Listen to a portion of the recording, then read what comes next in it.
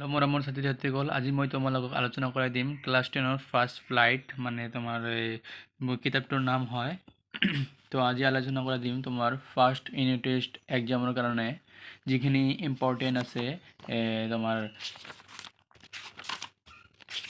First চেপ্টাৰৰ a letter to God নামৰ চেপ্টাৰৰ পৰা যিমানখিনি ইম্পৰ্টেণ্ট কুৱেশ্যন আছে তোমাৰ সেইখিনি মই আলোচনা কৰাই দিম। তোমাৰ first unit test exam, half yearly exam আৰু ফাইনেল এক্সামৰ কাৰণে একেবাৰে দি আছোঁ। তো বিশেষকৈ ফাৰ্ষ্ট ইউনিট টেষ্ট এক্সামৰ কাৰণে মই দি আছোঁ।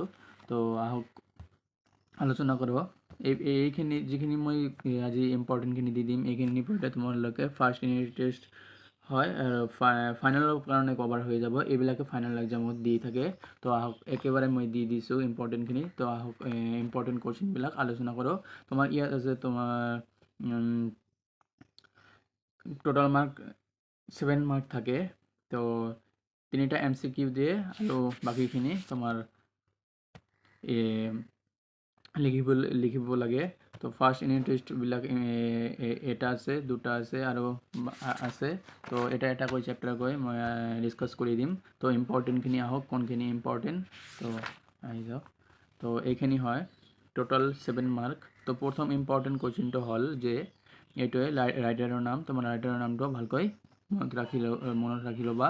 আৰু আছে নেক্সট পেজত মই কৈ আছোঁ, এইটো ইয়াত দি আছে ওমেন হু, যিখিনি মই আণ্ডাৰলাইন কৰি দিছোঁ এইবিলাক ইম্পৰ্টেণ্ট হয় তোমাৰ MCQ কাৰণে। Women who was preparing Safar, এইটো ইম্পৰ্টেণ্ট হয়, তোমাক আহি থাকে।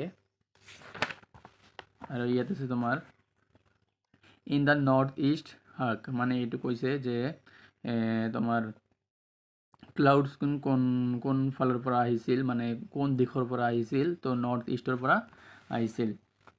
আৰু ইম্পৰ্টেণ্ট এটা এৰিয়া আহিলোঁ নেকি, নাই এৰিয়া অহা নাই। তো আৰু ইয়াত অ'ৰেল কনফাৰ্মেশ্যন চেকৰ পৰা তোমালোকৰ 1 নম্বৰটো ইয়াত মই ভালকৈ দেখুৱাইছোঁ। 1 নম্বৰটো তোমাৰ MCQ আকাৰত আহে আৰু 2 নম্বৰটো তোমালোক চাই ল'বা। হোৱাই ডিড লেঞ্চো চে দি ৰেণ্টছ ৱেৰ লাইক নিউ কইনছ, এইটো তোমাৰ লিখিবলৈ দিব। আৰু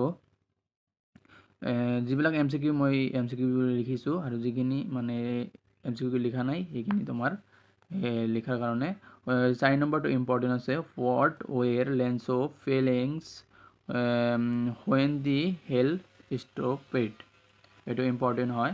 আৰু ইয়াত এটা আণ্ডাৰলাইন কৰি দিছোঁ যে দি ফ্ল'য়িং ছানডে, মানে ইয়াত কৈছে কুৱেশ্যনটো এনেকৈ আহিব পাৰে যে কোনদিনা লেঞ্চয়ে মানে লেটাৰখন লিখিছিল।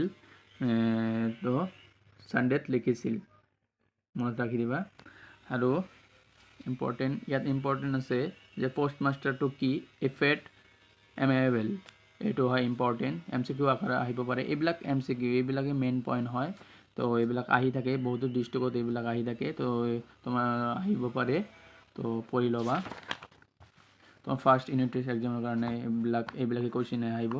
আৰু অ'ৰেল কম্প্ৰিহেনশ্যন চেকৰ তোমাৰ 3টা ইম্পৰ্টেণ্ট নহয় যদিও তোমালোকে পঢ়ি ল'বা। MCQ কাৰণে সৰু হয়। আৰু 3 নম্বৰটো ইম্পৰ্টেণ্ট হয়, what did the post master do then.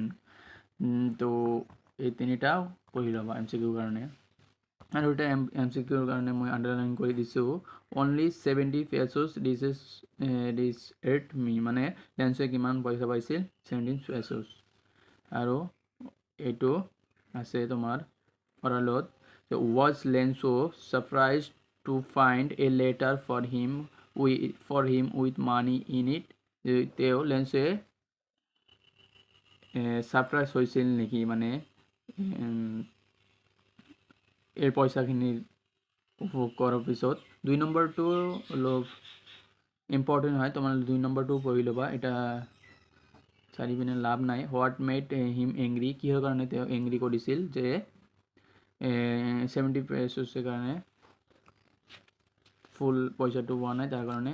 আৰু এটা মষ্ট ইম্পৰ্টেণ্ট কুৱেশ্যন আছে তোমালোকৰ, এইটো তোমালোকে পঢ়ি ল'বা, যিটো এতিয়ালৈকে মানে মানে দিয়া নাই। যদি পৰীক্ষাটো কঠিন হয় এইটো দিব পাৰে।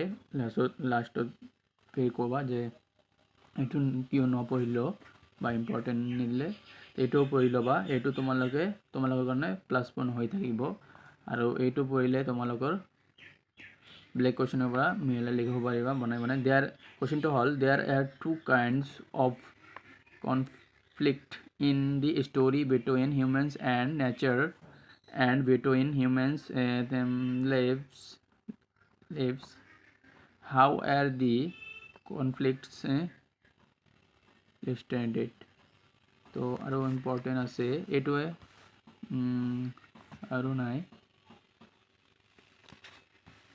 তো আছে এইবিলাকো হয় তোমাৰ এইবিলাক তোমাৰ ফিল আপ কৰি এইবিলাক কিন্তু MCQ আকাৰে দিব পাৰে তো ফিল আপ কৰি তোমালোকে পঢ়ি ল'বা আৰু নেক্সট মই তোমাৰ লেনছন মেণ্ডেলা তো দি দিম ইম্পৰ্টেণ্টখিনি মই ইম্পৰ্টেণ্টখিনি লগাই আছোঁ মানে তোমাৰ ব্লু প্ৰিণ্ট চাই আছোঁ তো লেনছন মেণ্ডেলা তোমাৰ ফাৰ্ষ্ট ইউনিট টেষ্ট এক্সামত আহে তো ইয়াৰ পিছত লেনছন মেণ্ডেলাখন দি দিম long walk to freedom Nelson Mandela long walk to freedom এইটো ইণ্টাৰেষ্টিং চেপ্টাৰ হয় তো তোমালোকে যদি লাগে তোমালোকে কমেণ্টত জনাবা আৰু তোমাৰ বন্ধু বান্ধৱীসকলক এইটো ভিডিঅ' শ্বেয়াৰ কৰি দিবা ধন্যবাদ